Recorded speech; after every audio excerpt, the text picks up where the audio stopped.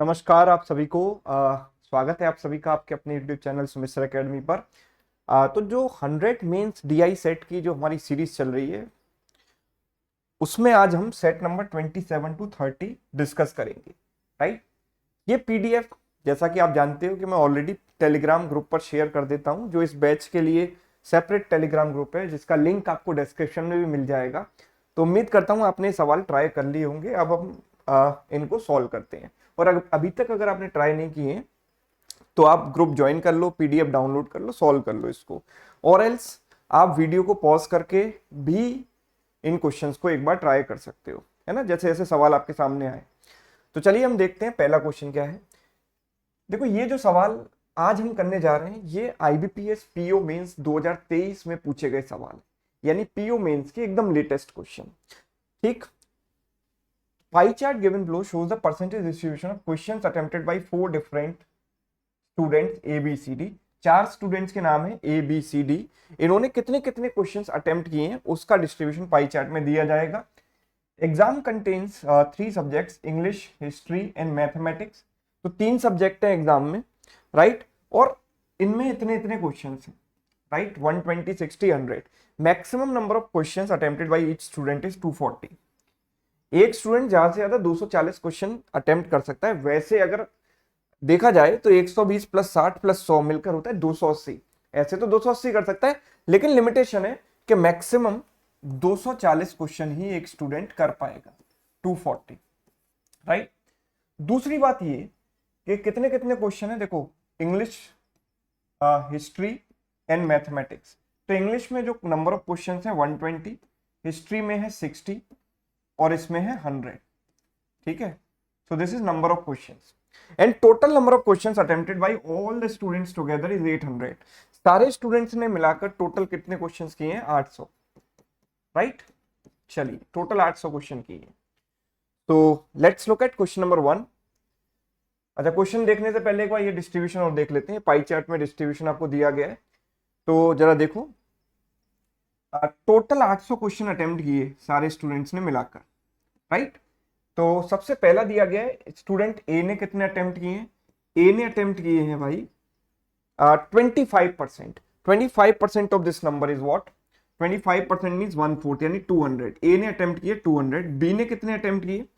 B ने attempt किए x%। x% of this number. तो परसेंटेज जब आप लगाओगे तो 2 जीरो कट जाएंगे, मतलब x बाई 100 से मल्टीप्लाई करोगे तो कितना आएगा इसका x%? 8x, है ना। नेक्स्ट, सी की अगर हम बात करें तो 24%, 24 इंटू 8 192। राइट। और डी की अगर हम बात करें तो y% यानी 8 इंटू वाई। ये आ गए इनके अटेम्प्ट, कितने कितने क्वेश्चन इन्होंने अटेम्प्ट किए। राइट। 3 सब्जेक्ट हैं, आप जानते हो, इंग्लिश, हिस्ट्री एंड मैथमेटिक्स। इनको मिलाकर मतलब इन सब में कितने कितने क्वेश्चन है? 120, 60 एंड 100। 120, 60 एंड 100। और एक स्टूडेंट मैक्सिमम कितने अटेम्प्ट कर सकता है, ये कंडीशन भी दिमाग में रखनी है। 240, 240 क्वेश्चन एक स्टूडेंट अटेम्प्ट कर सकता है, ऐसा हमको कहा गया था। ठीक है। सारी जानकारी हमारे सामने है। सवाल देखते हैं क्या पूछा गया है। सवाल हमसे पूछा गया है ये, from which of the given statements we can find the exact value of x minus y. पहला स्टेटमेंट है B attempted highest possible number of questions.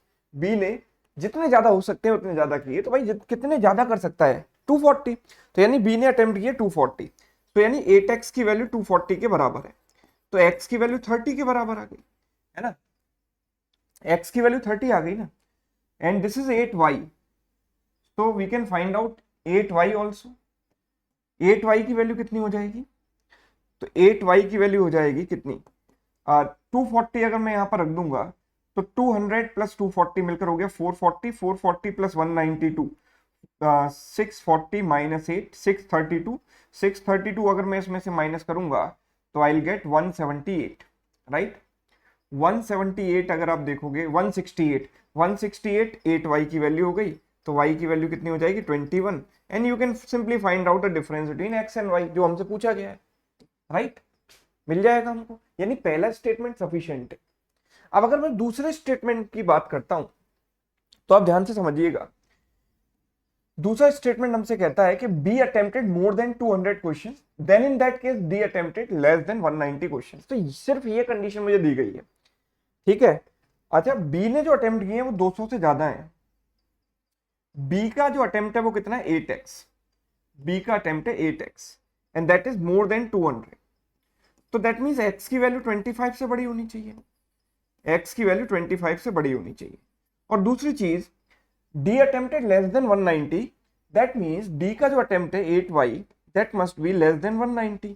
तो 8 से अगर मैं इसको काटूंगा, 8 इंटू 2 16, 3 बचेगा, है ना, 8 इंटू 3 24, 23 पॉइंट समथिंग, यानी y की जो वैल्यू है वो 23 पॉइंट समथिंग से कम होनी चाहिए, यानी 24 से कम होनी चाहिए। हम ये कह सकते हैं भाई y की वैल्यू 23 चलेगी ना। अगर मैं 23 की बात करूं तो 23 23 पॉइंट समथिंग से तो छोटा है, तो 23 इज ओके। तो अगर इंटीग्रल वैल्यूज की बात की जाए तो y की वैल्यू 24 से कम होनी चाहिए। तो मिनिमम जो मैक्सिमम हो सकती है 23 हो सकती है, उससे कम 22 21 कुछ भी आप ले सकते हो। सो दिस इज द कंडीशन। अच्छा, अब दूसरी चीज ये कि what is 8x plus 8y, 8x plus 8y की वैल्यू क्या होगी। तो इसके लिए हम क्या करें, इन तीनों को अगर मैं इन दोनों को ऐड करूंगा तो कितना आएगा, इन दोनों को ऐड करने पर आएगा 392, है ना। तो 800 में से अगर मैं 392 माइनस कर देता हूं तो कितना बचेगा, 408, 408, राइट। तो यानी इन दोनों का जो सम होना चाहिए वो 408 के बराबर होना चाहिए, यानी x प्लस वाई की वैल्यू कितनी हो गई, 51, राइट। x प्लस वाई की वैल्यू अगर 51 आ गई और हमें ये पता है कि x की वैल्यू 25 से तो बड़ी होनी चाहिए, तो 25 से बड़ी में अगर मैं शुरुआत रखना शुरू करूं यहां से, तो 25 से बड़ी सबसे पहली वैल्यू कौन सी, 26, यानी x की कम से कम आप 26 तो रखोगे वैल्यू। अगर इसको 26 रखोगे तो y को कितना रखोगे, 51 माइनस 26 यानी कि 25। फिर आप इसको बढ़ाते जाओगे, 27 हो सकता है, ये कम होती जाएगी, इसको और बढ़ाओगे 28 हो सकता है, ये और कम हो जाएगी 23, राइट। इससे इसको और बढ़ाओगे 29 हो सकता है, और ये और कम हो जाएगी 22, है ना। ये 24 तक जा सकती है ना। ये जो y की वैल्यू है 24 से कम होनी चाहिए, मतलब पहला केस और दूसरा केस तो रूल्ड आउट हो गए।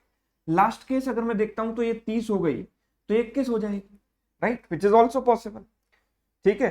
तो ये जो x की वैल्यू 25 से बड़ी होनी चाहिए थी, ये इस वाले केस में, इस वाले केस में, इस वाले केस में, तीनों में 25 से बड़ी है। y की वैल्यू 24 से कम होनी चाहिए, तो तीनों वैल्यू में, तीनों केसेस में 24 से कम है। लेकिन अगर मैं x माइनस वाई जो मुझसे पूछा गया है उसकी वैल्यू देखता हूं, तो यहां पर x माइनस वाई 5 है, यहां पर x माइनस वाई 7 है, और यहां पर x माइनस वाई 9 है। तीनों केसेस में मुझे डिस्टिंक्ट आंसर मिल रहा है ना। तो I am not getting fix answer, exact value x minus y की मैं नहीं निकाल सकता। तो second statement is not sufficient, so answer is only one, first option, right. Next देखते हैं।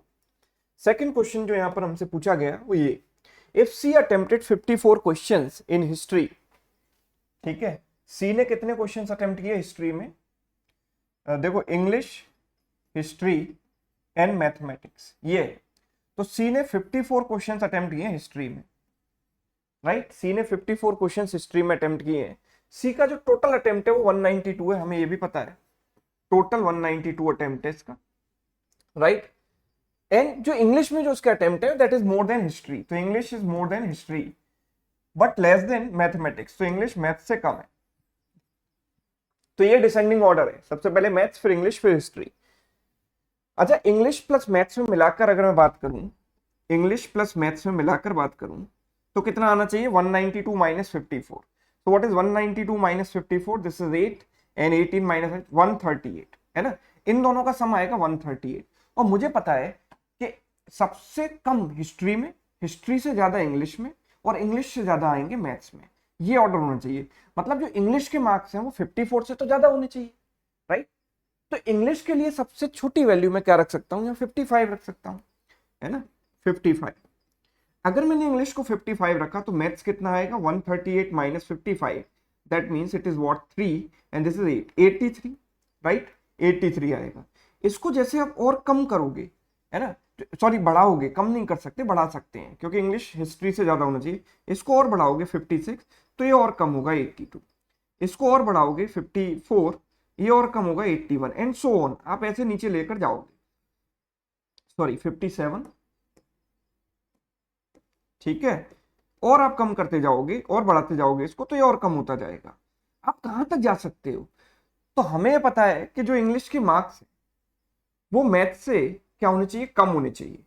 तो एक पॉइंट ऐसा आएगा जहां पर ये बराबर बराबर हो जाएंगे, तो इक्वल में अगर डिवाइड करेंगे तो इसका आधा कितना है 69, राइट। तो एक पॉइंट ऐसा भी आएगा जब ये बराबर हो जाएंगे 69 69, which is not possible because maths में जो मार्क्स है वो इंग्लिश से ज्यादा होने चाहिए। तो मैं जस्ट इससे एक ऊपर वाला पॉइंट लेता हूं, तो इससे ऊपर वाला पॉइंट क्या बनेगा, आप देखो इक्वल इक्वल होने से पहले क्या रहे होंगे, ये घटता जा रहा है तो ये 70 रहा होगा, और ये बढ़ता जा रहा है तो ये 68 रहा होगा, राइट। और फाइनली 69 69 आ जाएगा, विच इज नॉट पॉसिबल। ये सारे केसेस पॉसिबल हैं बिकॉज यहां पर सब में जो मैथ्स के मार्क्स हैं वो इंग्लिश से क्या है, ज्यादा है। मैथ्स के मार्क्स इंग्लिश से ज्यादा है, तो this all the cases are possible.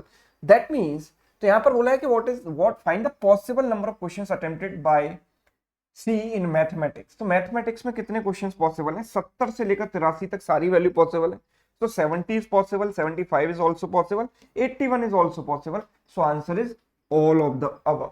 ठीक है, all the values are possible. अगले सवाल की बात करते हैं। अगला सवाल देखो, for each correct question 1 mark is deducted and for each right answer 2 marks is given. तो करेक्ट क्वेश्चन के लिए आपको +2 मिलता है और रॉन्ग के लिए -1 मिलता है। A attempted 30% of total questions attempted by him in history. ए ने टोटल कितने किए हैं, 200 क्वेश्चन, 800 में से 25% यानी 200। तो हिस्ट्री में कितने अटेम्प्ट किए हैं, 200 का 30%, 200 का 30% कितना हो गया 60। हिस्ट्री में उसने 60 क्वेश्चन अटेम्प्ट किए हैं, है ना। और जो अटेम्प्ट किए हैं मतलब उसमें से कुछ करेक्ट हुए होंगे, कुछ रॉन्ग हुए होंगे, कुल मिलाकर कितने हो गए 60। हर करेक्ट क्वेश्चन के लिए इसे 2 मार्क्स मिलते हैं, मतलब मार्क्स हो गए 2C। हर रॉन्ग क्वेश्चन के लिए -1 मिलता है, तो -W, एंड जो उसके मार्क्स आए हैं वो आए हैं 66, राइट। तो अगर मैं इन दोनों को ऐड करूंगा तो 3C बराबर, W से W कट जाएगा, 3C बराबर 126। तो C की वैल्यू कितनी हो जाएगी 42। C की वैल्यू 42, तो रॉन्ग कितना हो जाएगा 60 - 42 यानी कि 80। सवाल क्या पूछ रहा है, नंबर ऑफ इनकरेक्ट क्वेश्चंस, यानी रॉन्ग क्वेश्चंस उसने कितने किए 18। ऑप्शन सिंपल है, ठीक है। नेक्स्ट क्वेश्चन अगर हम देखें तो अगला सवाल इस इंफॉर्मेशन पर बेस्ड है, टाइम एंड वर्क पर बेस्ड एक केस लेट पीओ मेंस 2023 में पूछा गया। तो जरा देखते हैं इसको। ABCD together can do work X in 7 days। सवाल कहता है कि ABCD 4 लोग मिलकर एक काम को 7 दिन में पूरा कर सकते हैं। कितने दिन में, 7 दिन, 7 days, राइट। अच्छा, now in this process D did 1/4 of the work. D ने 1/4 काम किया, मतलब काम ABCD ने मिलकर किया। तो आप ये सोचो कि ABCD में से ABC ने कितना किया और D ने कितना किया। तो भाई हम कह सकते हैं कि अगर टोटल काम 4 यूनिट था तो उसमें से 1 यूनिट D ने किया। अगर 1 यूनिट D ने किया तो ABC ने कितना किया, 3 यूनिट, है ना। सब अपनी अपनी क्षमता के अकॉर्डिंग काम करते हैं, तो जितना इन्होंने काम किया वही इनकी कैपेसिटी का रेशियो होगा, बिकॉज चारों ने सेम टाइम के लिए काम किया, शुरू से लेकर एंड तक इन्होंने मिलकर काम किया है। तो दैट मीन जितनी इनकी कैपेसिटी है उसी रेशियो में इन्होंने काम किया, तो जो काम का रेशियो वही इनकी कैपेसिटी का रेशियो, है ना। आगे अगर हम बढ़े, ratio of efficiency of A to B is 3:4 and B is 100% more efficient then C। तो अगर मैं ABC की कंबाइन यहां पर रेशियो लेता हूं, ठीक है, तो आप जरा देखिए कि A और B की एफिशिएंसी का रेशियो 3:4 है, एंड B जो है 100% ज्यादा एफिशिएंट है C से, राइट। 100% ज्यादा एफिशिएंट का मतलब डबल है, तो ये C का डबल है, मतलब C इसका हाफ होगा 2। अच्छा, अगर मुझे ABC पता लग गए तो D भी मैं यहां पर निकाल सकता हूं। कैसे, देखो D कैसे निकालूंगा। तो आई नो कि ABC की जो कैपेसिटी है वो कितनी है, 4 और 3 7 और 2 9, तो ये 9 यूनिट है, जो कि इसका 3 गुना है, तो इसका भी 3 गुना कर दो तो 3 हो गया, राइट। सो ABCD की कैपेसिटी का रेशियो हो गया 3 4 2 3, राइट। आगे अगर हम देखते हैं तो बोला है कि A and B together can complete the work in X days. तो X की वैल्यू क्या आ जाएगी यहाँ पर, A और B को मिलकर कितना समय लगेगा। तो आप देखो कि टोटल वर्क, अच्छा टोटल वर्क कितना हो गया, ABCD 7 दिन में काम को पूरा कर सकते थे। तो अगर मैं वर्क की बात करूं तो 7 दिन में कितना काम करेंगे, एक दिन में कितना कर रहे हैं, 4 और 3 7 और 2 9 और 3 12, यानी 7 दिन में 84 यूनिट काम करेंगे, तो ये हमारे पास टोटल वर्क आ गया। अब इसी काम को अगर A और B करेंगे तो 4 और 3 7 की रेट से करेंगे, कितने टाइम में, 12 दिन में। तो X की वैल्यू आ गई 12। X एक वेरिएबल है जिसकी वैल्यू 12 आ जाती है। And A and D can complete the same work in Y days. तो Y की वैल्यू कितनी आ जाएगी, 84 अपॉन A और D की कैपेसिटी कितनी है 6, 6 से काट दो 14 बार, तो y की वैल्यू आ गई 14, राइट, y की वैल्यू 14 आ गई। तो x की वैल्यू है 12 और y की वैल्यू है 14। अब इसी को लेकर हम आगे बढ़ते हैं, ठीक है, ध्यान रखिएगा, x की वैल्यू 12 और y की वैल्यू है 14। अब अगर सवाल को देखें तो ये सवाल हमसे कहता है 2 persons P and Q together can complete another work y, कोई और वर्क है y, यानी इसको 84 यूनिट नहीं लेना है, ये कोई और वर्क है, ठीक है। y एक वर्क है जिसको पी एंड क्यू मिलकर x प्लस 12 डेज में कर सकते हैं, मतलब पी एंड क्यू मिलकर इस काम को x प्लस 12, x की वैल्यू तो हमें पता है ना, तो 12 प्लस 12 कितना, 24 डेज में कर सकते हैं। इसी काम को q और r मिलकर कितने टाइम में कर सकते हैं, y माइनस 2 डेज में, यानी कि 14 माइनस 2 12 डेज में कर सकते हैं। और इसी काम को पी क्यू आर मिलकर कितने टाइम में कर सकते हैं, कितने टाइम में, 6x अपॉन वाई माइनस 7, तो 6x कितना हो गया 72 अपॉन 7, 72 अपॉन 7, वाई माइनस 7 7 हो गया। तो अगर मैं इनका एलसीएम ले लूं तो 24 12 और 72 का एलसीएम है 72। तो P प्लस क्यू की कैपेसिटी कितनी आ गई 3, Q प्लस आर की कितनी आ गई 6, और P plus Q plus R कितना आ गया 72 अपॉन 72 बटा 7, तो इससे कट गया 7 आ गया, राइट।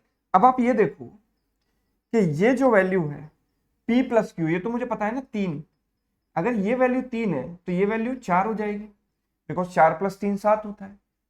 और R की वैल्यू अगर 4 हो गई तो Q की वैल्यू कितनी हो जाएगी, है ना, Q की वैल्यू, या इनफैक्ट आप ये छोड़ो, हमें Q प्लस आर पता है ना 6, अगर ये 6 हो गया इसका मतलब P की वैल्यू कितनी हो जाएगी 1, बिकॉज टोटल 7 है, यानी P की कैपेसिटी 1 आ गई। और P की कैपेसिटी 1 आ जाएगी तो Q की कितनी आ जाएगी 3 माइनस 1, यानी कि 2। सवाल क्या पूछ रहा है, efficiency of Q is what percent more और less than efficiency of P, तो Q की एफिशिएंसी सा डबल है, डबल है मतलब इससे कितना परसेंट ज्यादा है, 100% ज्यादा है। Option C is correct answer, all right, 100% more. अगला देखिए, M men can complete a work in X plus 9 days while Y men can complete the same work in N days. Y minus 7 men can complete the same work in N plus 12 days. Then find in how many days N minus M men can complete the same work. So you can, as you can see कि X की value 12 और Y की value 14 है, इसको लिख लेते हैं, X की वैल्यू 12 और Y की वैल्यू है 14, right. M men can complete the work in X plus 9 days. तो एक मैन की कैपेसिटी में 1 यूनिट मान लेता हूं यहां पर, राइट, क्योंकि यहां पर सिर्फ मैन की बात हो रही है, कोई और एंटिटी नहीं है, मतलब विमेन चिल्ड्रन इस तरीके से कुछ नहीं है, तो सब सिमिलर टाइप के लोग हैं, तो सबकी कैपेसिटी में 1 मान लेता हूं, तो एम मैन की कैपेसिटी m हो जाएगी, है ना। दे can complete the work in x plus 9 days, so this is total work. y man can complete the work in, अच्छा x प्लस 9 की वैल्यू कितनी हो गई भाई, x प्लस 9 की वैल्यू हो गई 12 प्लस 9 21। y मैन मतलब 14 man can complete the same work in n days, तो n डेज, ठीक है, तो ये भी टोटल वर्क और ये भी टोटल वर्क दोनों बराबर हो गए। एंड y माइनस 7 मैन, तो यानी 14 माइनस 7 यानी 7 man can complete the work in n plus 12 days. So what is n plus 12, n plus 12 is unknown, so n plus 12, right. तो यहां से बड़े आराम से आप n की वैल्यू निकाल सकते हो, 7 से 2 बार गया, 2n माइनस n मतलब n की वैल्यू आ गई 12। n की वैल्यू 12 जब मैं यहां रखूंगा तो m की वैल्यू भी आ जाएगी, m इंटू 21, 14 इंटू ये हो गया 12, 7 से गया 3 बार, 7 से गया 2 बार, तो m की वैल्यू कितनी आ गई 8, m की वैल्यू 8 आ गई। सवाल हमसे ये पूछ रहा है कि कितने टाइम में n minus M man complete करेंगे इस काम को, तो काम कितना है ये, तो m की वैल्यू रख दी 8, तो 8 इंटू 21 टोटल वर्क हो गया, और ये काम किससे कराना है n माइनस एम मैन से, ठीक है, n माइनस एम, तो n माइनस एम कितना होता है 4, 4 के रेट से काम होगा, यानी 42 दिन में, 42 डेज में काम पूरा हो जाएगा, ऑप्शन बी डन है, यस। चलिए अगला सवाल देखिए, m men can complete the work in n days and n women can do the same work in 2m days। अब देखो यहाँ पर मैन और women दोनों की बात हो रही है, तो मैं इनकी सबकी कैपेसिटी 1 लेकर नहीं चल सकता, तो बाय डिफॉल्ट मैं मैन और women की कैपेसिटी इक्वल नहीं मान सकता, तो मुझे डिफरेंट डिफरेंट वैल्यूज लेनी पड़ेंगी। तो मैंने कहा कि एक मैन की कैपेसिटी सपोज a यूनिट्स है और एक women की कैपेसिटी है b यूनिट्स, राइट। तो m men can complete the work in n days, और अच्छा x की वैल्यू 14 थी और y की वैल्यू 12 थी, है ना, ये तो आ ही चुकी है। x की वैल्यू 14, सॉरी x की वैल्यू 12 और y की वैल्यू 14, x की वैल्यू 12 और y की वैल्यू है 14, राइट। अब मैं इस सवाल की बात करता हूं, तो इस सवाल को आप ध्यान से समझें। m मैन, तो m मैन की कैपेसिटी कितनी हो जाएगी, m into A, they can complete the work in n days, n days में इन्होंने काम पूरा किया, तो ये टोटल वर्क हो गया। n विमेन, तो n विमेन की कैपेसिटी कितनी हो जाएगी, n into B, they can complete the same work in 2m days, तो 2m डेज में इन्होंने काम संपन्न किया। अगर mn से mn कट गया, भाई mn से mn कट गया ना, तो a अपॉन b का रेशियो कितना आ गया, a अपॉन b बराबर 2/1 आ गया, कह सकते हैं हम ये a अपॉन b की वैल्यू कितनी आ गई, 2/1, राइट। यानी कि एक मैन की कैपेसिटी 2 यूनिट मानकर चलेंगे और एक विमेन की कैपेसिटी 1 यूनिट मानकर चलेंगे, है ना। तो बाय डिफॉल्ट 2 1 3 1, हमें क्या पता, रेशियो निकालना पड़ेगा ना, तो बाय डिफॉल्ट कुछ भी नहीं मान सकते, पहले हमें ये रेशियो निकालना पड़ेगा। आगे बढ़ते हैं, तो एक्स मैन का मतलब कितना हो गया, एक्स की वैल्यू 12 यानी 12 मैन, तो 12 मैन की कैपेसिटी 12 इंटू 2 24, 24 के रेट से काम होगा। एंड y प्लस 1 विमेन, तो y प्लस 1 मतलब 14 प्लस 1 15 विमेन, तो 15 विमेन की कैपेसिटी 15 हो गई। Started working together and they worked only for d days, इन्होंने d डेज काम किया। And remaining work is completed bye a women, मतलब एक ही विमेन ने काम कंप्लीट किया, रिमेनिंग यानी 1 के रेट से काम करेगी एक विमेन, कितने टाइम में, 25/3 d डेज में, राइट। एंड ये काम पूरा हो गया, तो पूरा काम कितना है, हम कह सकते हैं mn इंटू ए, राइट। पूरा काम कितना है, mn into A, yes. And 2m n women can complete the same work in 2m days, right. अच्छा, आगे बोला x men and 1.5 y women together, तो देखो x men का मतलब कितना हो गया, x men का मतलब हो गया, मैंने कुछ गड़बड़ कर दिया यहाँ पर, एक सेकंड, पहले ये वाली कंडीशन यूज कर लेते हैं, ये वाली हमने दो लाइन मिक्स कर दी। x men मतलब 12 मैन, तो 12 मैन की कैपेसिटी 24 हो गई। एंड 1.5 वाई विमेन, मैंने इसके बाद ये पढ़ लिया था डायरेक्ट, 1.5 वाई विमेन यानी 1.5 वाई कितना हो गया, 21 विमेन की कैपेसिटी 21 इंटू 1 21 हो गई। दे can complete the work in 20 days, तो ये काम को 20 दिन में पूरा कर सकते हैं, तो ये टोटल वर्क है। अब ये टोटल वर्क करना किसको है, 5 man and y plus 1 women, तो 5 मैन की कैपेसिटी कितनी हो जाएगी, 5 into 2 10 and y plus 1 women, तो यानी 15 विमेन, तो 15 विमेन की कैपेसिटी 15 हो गई, है ना। And they work for d days and remaining work is completed by 1 women, 1 women की कैपेसिटी कितनी हो गई, 1 in 25/3 d days, right, yes. So how much is this, this is 45 into 20 equal to, this is what 25 common आ जाएगा दोनों में, अंदर बचेगा d प्लस d/3 यानी 4d/3, राइट। तो ये हो गया 25 4 जा 100, 100 इससे गया 5 टाइम्स, 5 से गया 9 टाइम्स, तो d की वैल्यू 9 इंटू 3 कितनी आ गई, 27। तो आंसर इज व्हाट 27, यानी कि ऑप्शन ई, डन, यस। चलिए next question number 7 to 10 based on this line graph. Line graph में क्या दिया गया, line graph shows the percentage of people using debit card to pay the bill, percentage of people getting 10% cashback using debit card। अब भैया बहुत सारे लोग इसी चक्कर में एग्जाम में सवाल को छोड़ देते हैं कि भैया कैशबैक वगैरह का फंडा हमें नहीं पता, है ना। अब थोड़ा सा दिमाग लगा लो, कैशबैक वगैरह के बारे में आपको ज्यादा जानने की जरूरत नहीं है, अगर सवाल समझोगे तो उस सवाल को सॉल्व करने के लिए जितनी जानकारी दी गई होती है ना, वो सफिशिएंट होती है, उतनी काफी है, आपको एक्स्ट्रा नॉलेज होने की कोई जरूरत नहीं है ना।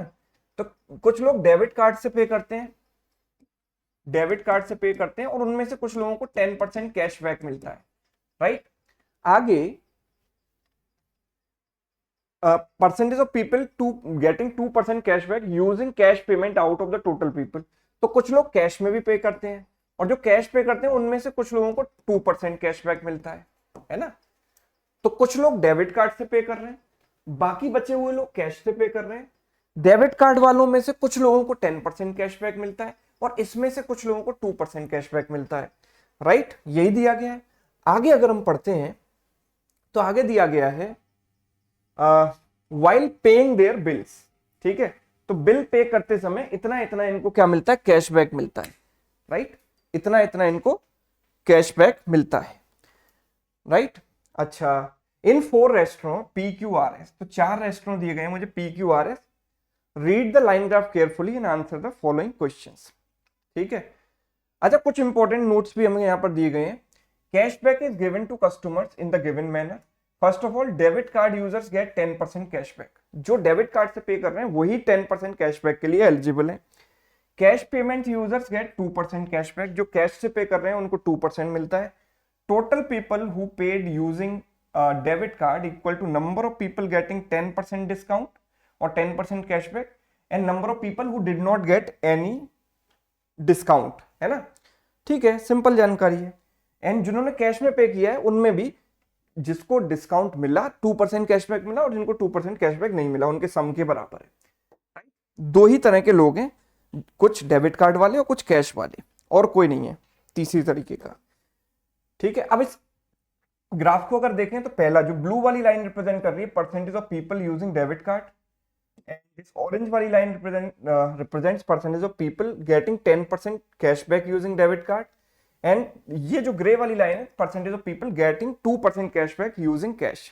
तो एक टेबल हम यहाँ पर बना लेते हैं। देखो, रेस्टोरेंट है पी क्यू आर एस। अब इनमें कितने कितने लोगों ने विजिट किया है ये तो मुझे नहीं दिया गया ना, तो मैं इनमें कुछ वैल्यू मान लेता हूं। जो लोग विजिट करेंगे उनमें से कुछ लोग डेबिट कार्ड से पे करेंगे, उन डेबिट कार्ड वालों में से कुछ लोगों को 10% कैशबैक मिलेगा, राइट। और बाकी बचे हुए लोग कैश से पे करेंगे और उन कैश से पे करने वालों में से कुछ लोगों को 2% कैशबैक मिलेगा, राइट।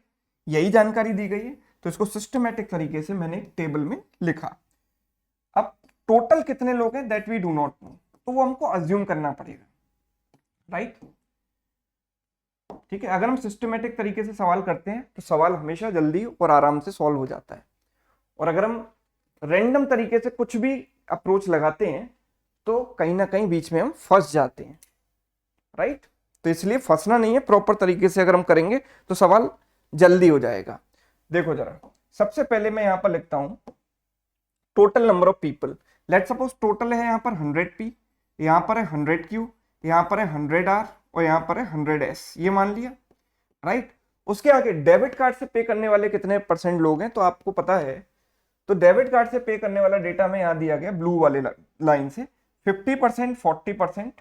तो सबसे पहले 50% इसका कितना हो गया 50p, इसका 40% कितना हो गया 40q, राइट। नेक्स्ट अगर हम देखें तो next value is 60%, next is 70%, so it is 60r and this is 70s, right. अच्छा, तो अगर डेबिट कार्ड करने वाले, देखो अगर 100 में से 50 लोगों ने डेबिट कार्ड से पे किया तो बाकी 50 लोगों ने कैश से पे किया। 40 लोगों ने डेबिट से पे किया तो 60 लोगों ने कैश से पे किया। 60 लोगों ने डेबिट से पे किया तो यहाँ पर आ गया 40r, और सिमिलरली यहाँ पर आ जाएगा 30s। यहाँ तक चीजें क्लियर है। अच्छा, 10% कैशबैक कितने लोगों को मिला जिन्होंने डेबिट कार्ड से पे किया, उसमें से 10% कैशबैक पाने वाले हैं 50%, 30%। तो भाई इसका 50% कितना हो गया 25p, इसका 30% 4 × 3 12, 12q। Next is what 30%, next is what 40%, 40%, 40% यानी 24r एंड 40% यानी 28s, राइट। ठीक है, 2% कैशबैक, 2% कैशबैक मिलने वाले कितने लोग हैं, ये ग्रे लाइन से दिया गया है 30%, 60%। तो इसका 30% कितना हो गया 15p, इसका 60% हो गया 36q, राइट। क्योंकि 2% कैशबैक उनको मिलेगा जिन्होंने कैश से पे किया है, तो इसमें से ये परसेंटेज निकालेंगे। And the next value is what 50%, next is what 30%, है ना। 50% और 30%, तो 50% इसका 20r और इसका 30% कितना हो गया 9s, राइट। अब आते हैं सवाल पर। पहला सवाल देखो क्या दिया गया, in restaurant P 400 customers are using debit card but not getting cashback, है ना। तो डेबिट कार्ड कितने लोगों ने यूज किया 50p, 25 को कैशबैक मिला तो रिमेनिंग 25 को कैशबैक नहीं मिला, तो 25p की वैल्यू कितनी है 400 के बराबर। तो यहां से p की वैल्यू कितनी आ जाएगी 16। सवाल क्या पूछ रहा है, find the number of people getting cashback in restaurant P. तो कैशबैक 10% भी हो सकता है 2% भी हो सकता है, तो दोनों का सम कितना है 40p। तो 40p की वैल्यू 40 × 16 हो गई, कितना हो गया 640, राइट 640, यानी कि ऑप्शन ए। डन। अगला सवाल हमसे कहता है total 800 people went to restaurant Q. तो रेस्टोरेंट क्यू में टोटल 100 क्यू लोग गए जिसकी वैल्यू 800 के बराबर है, यानी क्यू की वैल्यू 8 हो गई। As per new festival scheme, if average cashback to only cash users who do not get 2% cashback, offer is 200 per person. भाई हर किसी को ऑफर मिलता है 200 रुपए का, लेकिन वो किसको मिलता है? जिन्होंने कैश से पे किया और उन्हें कैशबैक नहीं मिला। तो ऐसे कितने लोग हैं आप देखो। क्यू की अगर मैं बात करूं तो कैश से पे करने वाले 60 क्यू और 36 क्यू ऐसे हैं जिनको 2% कैशबैक मिला। तो कितनों को नहीं मिला? 60 माइनस 36 यानी 24 क्यू। 24 क्यू को ये 200 रुपए का ऑफर मिलेगा। Find the total amount of cashback given to person who initially did not get 2% cashback, है ना, while paying through cash bill. तो टोटल कितना हो जाएगा? 4800 इंटू क्यू। क्यू की वैल्यू मेरे पास है 8, 8 से मल्टीप्लाई कर दो, 8 इंटू 8 64, कैरी हो गया 6, 32 और 6 38, आंसर हो गया 38400, यानी कि option B. Done. Next, total 3000 people went to restaurant R. तो आर में जाने वाले कितने हैं? 100 R, that is equal to 3000, यानी आर की वैल्यू आ गई 30। आर की वैल्यू 30 आ गई। Find the difference between number of customers who are getting 10% cashback and the number of customers who are using cash payment. ठीक है, तो 10% कैशबैक कितनों को मिला? आर में 24 आर, और कैश पेमेंट वाले इतने 40 आर। 40 माइनस 24 कितना हो जाएगा? 16 आर। तो the question is asking the value of 16 R. तो 16 इंटू 30, यानी answer is what? 480।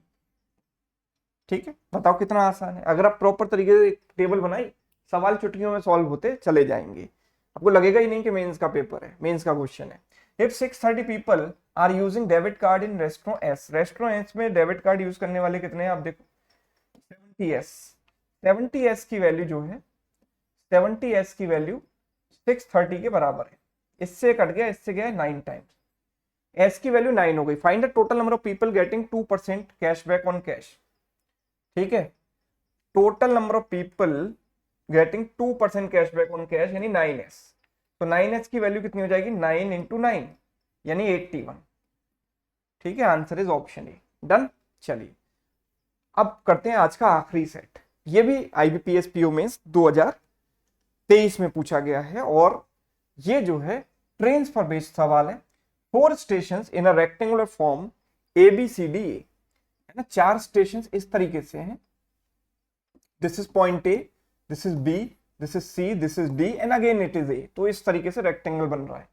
The distance from A to B is P square plus 100, so this is P square plus 100, right. B to C की जो distance है that is 20p plus 100। तो अगर ये P square plus 100 है तो ये भी पी स्क्वायर प्लस 100 होगी, और ये भी क्या होगी? 20p प्लस 100 होगी। इसके सामने आमने सामने वाली साइड इक्वल होती है ना रेक्टेंगल में। आगे देखो, train Y starts from station A and continues to travel to D via B to C. अब ध्यान से समझना है, ट्रेन वाई ने जो पूरा रेक्टेंगल कवर नहीं किया है। ट्रेन वाई जो है ना, ए से लेकर डी तक गई है। सवाल को ध्यान से पढ़ना है। ए से गई बी, बी से गई सी और सी से गई डी, यानी ट्रेन वाई ने जो टोटल डिस्टेंस कवर की है वो ये प्लस ये प्लस ए। तो इन तीनों का सम कितना हो गया? 2p square plus 20p plus 300, ये हो गया ना, and that is equal to total distance. तो total distance covered by train is 2700, ये 2700 के बराबर है। तो हम कह सकते हैं 2p square plus 20p minus 2400 बराबर 0। 2 से डिवाइड करेंगे तो p square plus 10p minus 1200 equals to 0। इसको आप बड़े आराम से सॉल्व कर सकते हो। इसको 2 पार्ट्स में स्प्लिट करना है, सम प्लस 10 आना चाहिए, तो 40 और माइनस 30 कर सकता हूँ, है ना। प्रोडक्ट इनका यही है और सम भी यही है, राइट। तो p की वैल्यू क्या आ गई? माइनस 40 और प्लस 30। अब p की वैल्यू नेगेटिव हो ऐसा तो पॉसिबल नहीं है, डिस्टेंस नेगेटिव नहीं हो सकती। p की वैल्यू नेगेटिव रखोगे तो ये वाली माइनस 30 माइनस 40 रखोगे तो ये वाली डिस्टेंस नेगेटिव आ जाएगी, विच इज नॉट पॉसिबल। तो p की जो वैल्यू है वो फिक्स हो गई 30, राइट। p की वैल्यू 30 फिक्स हो गई। और 2700 किलोमीटर की जर्नी जो है वो ट्रेन कौन सी है यहाँ पर? Train Y. ट्रेन वाई जो है 2700 किलोमीटर की जर्नी 25 घंटे में कवर कर रही है। तो आप देखो ट्रेन वाई की स्पीड कितनी हो गई? 2700/25, है ना। 25 इंटू 1 25, देन 0, 25 इंटू 8 200, 108 किलोमीटर पर है।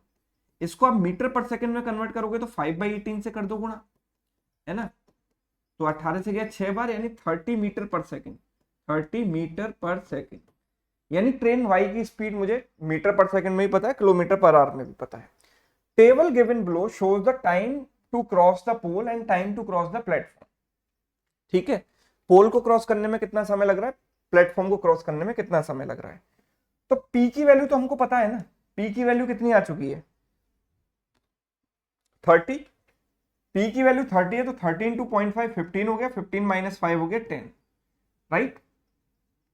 पी की वैल्यू है 30, जहां जहां पी के टर्म्स में दिया गया 30 प्लस 6 36। ठीक है, अच्छा average time taken by all the trains to cover platform is Q plus 6।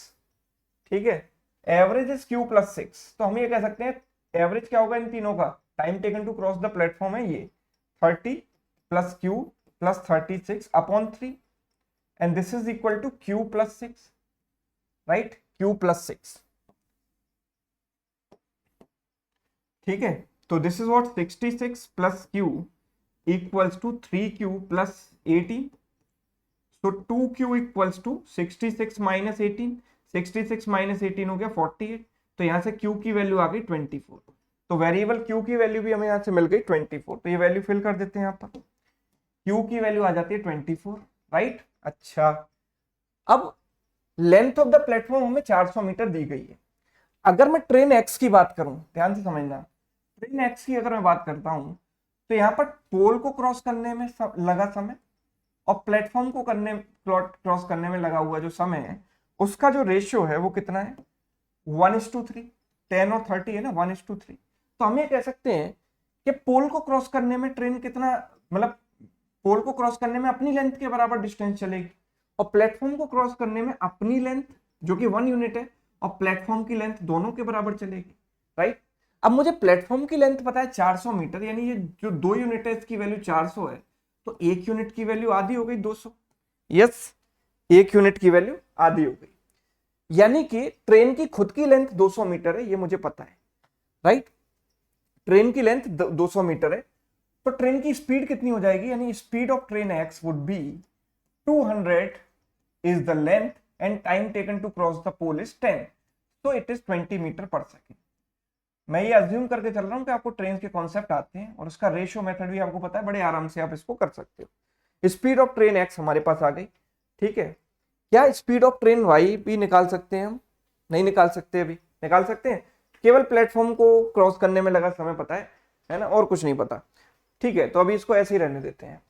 If the length of train z is the average of length of x and y, तो z की जो length है वो कितनी है, x और y का average. अच्छा, x की लेंथ कितनी है, तो x की लेंथ है 200 मीटर और y की लेंथ कितनी है, तो क्या हम y की लेंथ निकाल सकते हैं। यस, देखो ट्रेन y के बारे में हमें काफी कुछ पता था, ट्रेन y की स्पीड हमें पता है, सबसे बड़ी बात है ना। तो ट्रेन y की जो लेंथ है, length of y plus length of platform is how much, platform की लेंथ है 400 metre, that is equal to speed into time, speed इसकी 30 आ चुकी है ना, 30 मीटर पर सेकंड, और प्लेटफॉर्म को क्रॉस करने में कितना समय लग रहा है 24।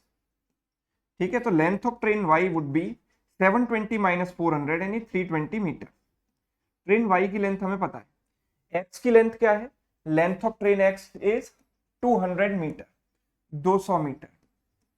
ठीक है, इन दोनों का एवरेज लेना है, यानी 200 प्लस 320 अपॉन 2, यानी कि 520 अपॉन 2 यानी 260 मीटर, ये आ गई z की लेंथ। तो what is the value of m, what is m, m is this time taken to cross the pole, pole को क्रॉस करने में इसको कितना समय लगेगा, तो भाई इसके लिए मुझे इसकी स्पीड भी पता होनी चाहिए, है ना। तो m क्या है, time taken to cross the pole which is length of the train 260 upon speed of train z। अब समस्या है कि स्पीड ऑफ ट्रेन z हम कैसे निकालें, तो इसके लिए हमें यह पता है कि what is the time taken to cross the platform, है ना, और इसकी लेंथ भी पता है।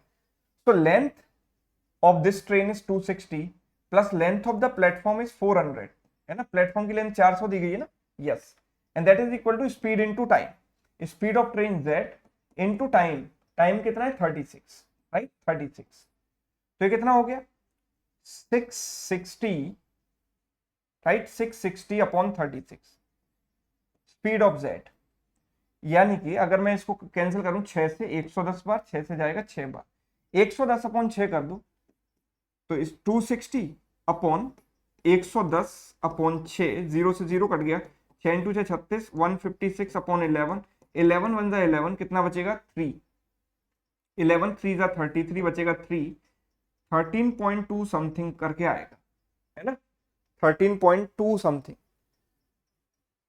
तो हम अब नियरेस्ट इंटीजर इसको लिख देते हैं, अप्रॉक्स लिख देते हैं, अप्रॉक्स। तो जो ऑप्शंस में जो नियरेस्ट ऑप्शन है वो लगा दो 40, दैट इज करेक्ट।